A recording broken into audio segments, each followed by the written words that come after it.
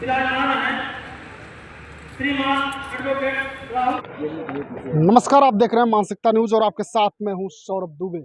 इस वक्त हम उत्तर प्रदेश के अयोध्या जिले में मौजूद हैं और ये भरत जी की तपोस्थली है नंदीग्राम। यहाँ पर श्री राम सेवा एवं शोध संस्थान की तरफ से नंदी पालकों के लिए कार्यक्रम आयोजित किया गया, कृषक सम्मान कार्यक्रम। ऐसा में आप देखेंगे काफ़ी ज़्यादा लोगों की संख्या यहाँ पर नज़र आएगी, काफ़ी ज़्यादा बैल यहाँ पर नज़र आएंगे। यहाँ पर ऐसे किसान मौजूद हैं जो बैलों से खेती करते हैं और इसी को बढ़ावा देने के लिए यहाँ पर ये कार्यक्रम किया गया, किसानों को सम्मानित किया गया। और अब आप देखेंगे यहाँ पर राम नामी गमछा उड़ाकर भी सम्मानित किया जा रहा है किसानों को। कई सारे आपको यहाँ पर बैल नज़र आएंगे, कई जोड़ी बैल नज़र आएंगे। आमतौर पर अगर आपको ना बताया जाए तो एक बार आपको लगेगा किसी बाज़ार में हम आ गए हैं, कोई बाज़ार लगी हुई है।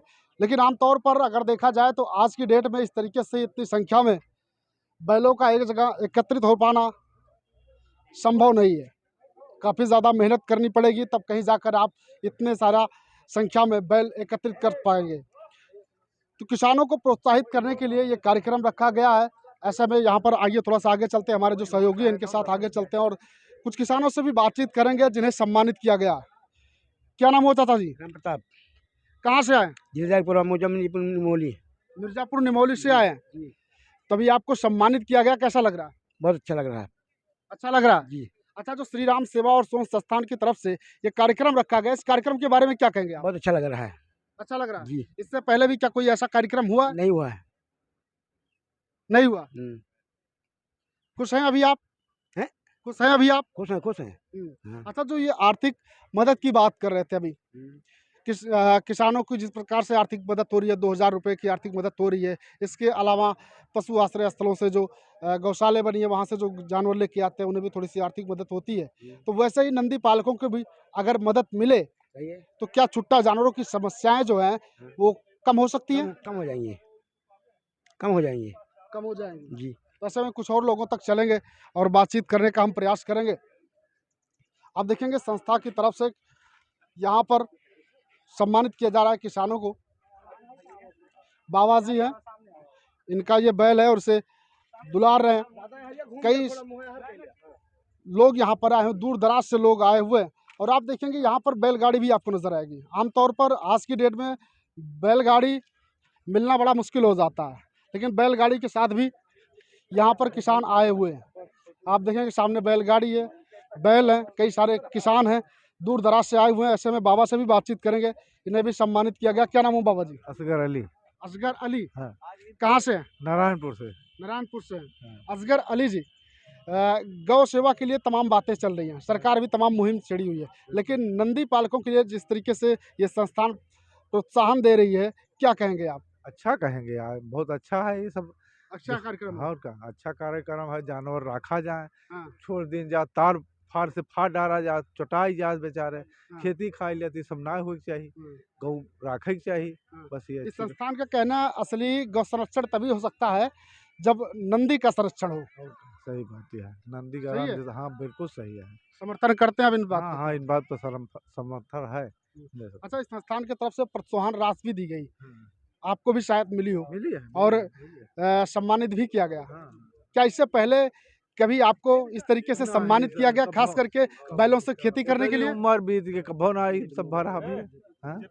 और का सही और बात। आज ईद के मौके पर और हिंदू नववर्ष के मौके पर आपको प्रोत्साहित किया जा रहा है, प्रोत्साहन राशि दी जा रही है, कितना ज़्यादा खुश है? बहुत खुश है, बहुत खुश है। बहुत खुश है। और का कुछ और भी हैं, युवा हैं, थोड़ा सा आगे आ जाएंगे आप? आगे आइए थोड़ा सा। अरे शर्मा कह रहे हैं, क्या नाम हुआ? सैफ अली। सैफ अली। सैफ जी, आप भी बैल से खेती करते हैं? अच्छा, एक चीज़ हमें बताएंगे, बैल से खेती और ट्रैक्टर से खेती में क्या फ़र्क नज़र आता है आपको? बैल से खेती अच्छी होती है और क्या होता है। अच्छी होती है। हाँ, अच्छी होती है। बाबा कह रहे हैं कि बैल से खेत समतल रहता है, पानी हर जगह चढ़ जाता है। हाँ, क्या पानी ऐसा है चढ़ कुछ? जाता हाँ, ऐसा है। ऐसा है? हाँ। ऐसे में एक और किसान है, क्या नाम हो बाबा जी? दिवाकर पांडे।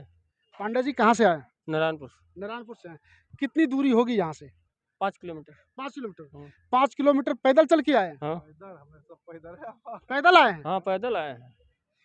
मतलब गर्मी का मौसम एक प्रकार से देखा जाए दस्तक दे चुका है। और अभी उतनी ज़्यादा गर्मी तो नहीं है, लेकिन धूप है। इस धूप में उतनी दूर से चलकर आए, और जिस तरीके से यहाँ प्रोत्साहन राशि दी जा रही है, प्रोत्साहित किया जा रहा है किसानों को, इसके बारे में क्या कहेंगे आप? इसके बारे में धन्यवाद देंगे और क्या कहेंगे। खुश हैं अभी? हाँ खुश हाँ हैं? खुश हैं। क्या इस तरीके से कभी कोई और कार्यक्रम हुआ? नहीं, कभी नहीं हुआ था।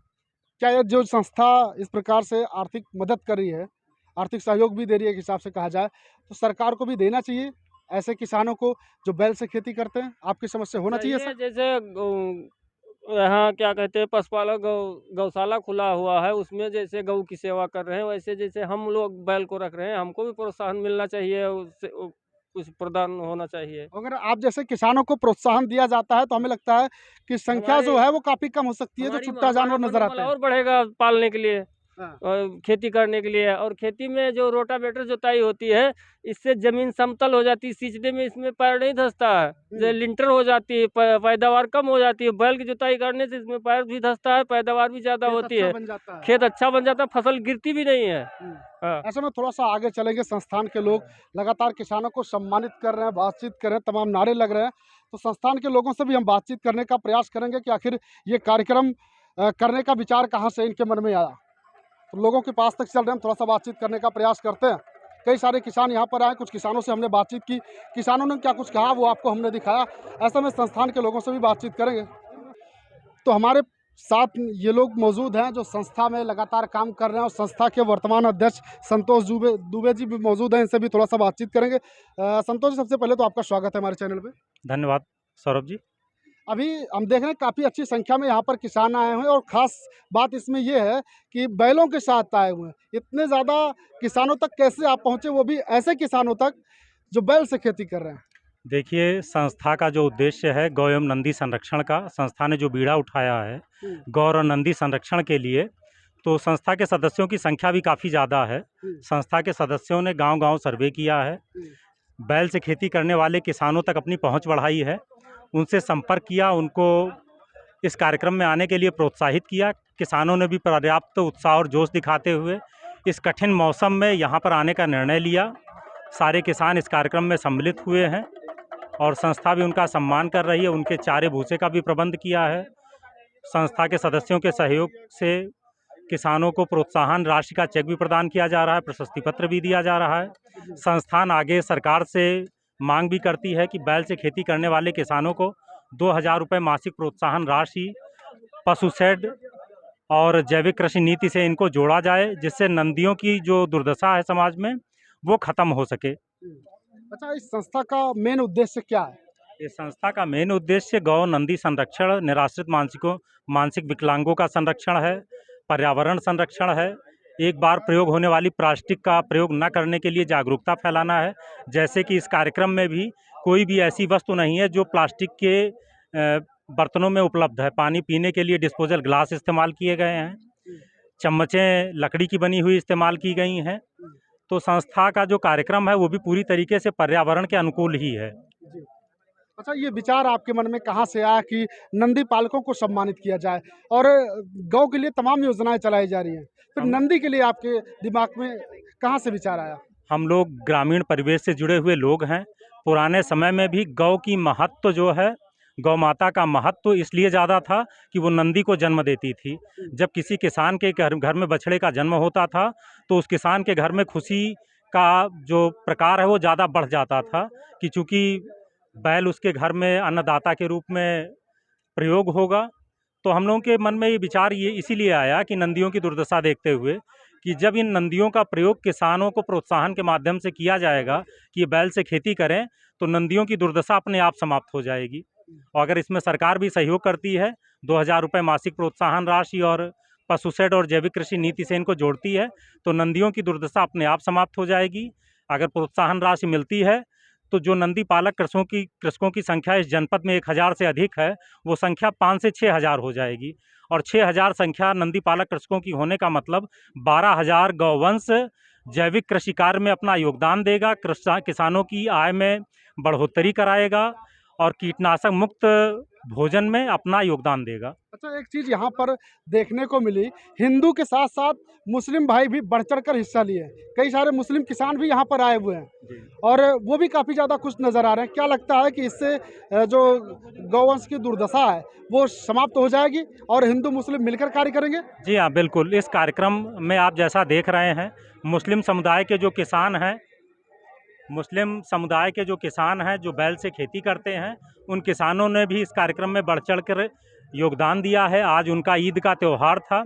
ईद की त्यौहार की नमाज़ पढ़ने के बाद वो भी हिंदू किसानों के साथ इस कार्यक्रम में आए और श्री राम सेवा एवं शोध संस्थान अयोध्या के तत्वाधान में उन्होंने इस कार्यक्रम में प्रतिभाग किया। संस्थान उनका भी हार्दिक वंदन अभिनंदन करती है और गौवंश के संरक्षण में उनके योगदान की सराहना करती है कि वो अपना जैविक कृषि में जो योगदान दे रहे हैं उसके लिए संस्थान उनको बहुत बहुत आभार प्रकट करती है। लास्ट में एक चीज़ और जानना चाहेंगे, आपने ये दिन क्यों चुना? जब ईद का दिन हो और नवरात्रि चल रहा हो, हिंदू नववर्ष हो, ये दिन आपने क्यों चुना? ये एक पवित्र दिन है। हिंदुओं का चैत्र जो नवरात्र होता है वो प्रथम दिन होता है। तो ये संस्थान का ये दिन चुनने का कारण यही था कि हिंदू मुस्लिम सभी का ये पवित्र दिन है। सारे लोग इस अवसर पर किसानों को संबल प्रदान करेंगे, उनके प्रति अच्छी भावना रखेंगे और नंदियों की दुर्दशा में सभी लोग मिलजुल कर उनके उत्थान के लिए काम करेंगे। इसीलिए ईद का दिन और चैत्र नवरात्र के हिंदू वर्ष का प्रथम दिन चुना गया है। चुनने का कारण भी यही है। और आप देख भी रहे हैं, हिंदुओं के साथ साथ भी मुस्लिम किसान भी जो बैल से खेती करते हैं, उन किसानों ने इस कार्यक्रम में प्रतिभाग किया है। तो हमने इनसे बातचीत की और क्या कुछ इन्होंने कहा वो आपको हमने दिखाया। साथ ही साथ किसानों से भी हमने बातचीत की, चाहे हिंदू हों चाहे मुसलमान, किसान यहाँ पर बढ़ चढ़ कर आए और हिस्सा लिया इस कार्यक्रम में। किसानों ने इस कार्यक्रम के बाद क्या कुछ कहा वो भी आपको हमने दिखाया। इन लोगों की बातें सुनने के बाद आप क्या कहेंगे, कमेंट सेक्शन में जाइएगा, कमेंट कीजिएगा और कमेंट करके अपनी प्रतिक्रिया हमें ज़रूर दीजिएगा। बहरहाल अभी के लिए बस इतना ही। देखते रहिए मानसिकता न्यूज़।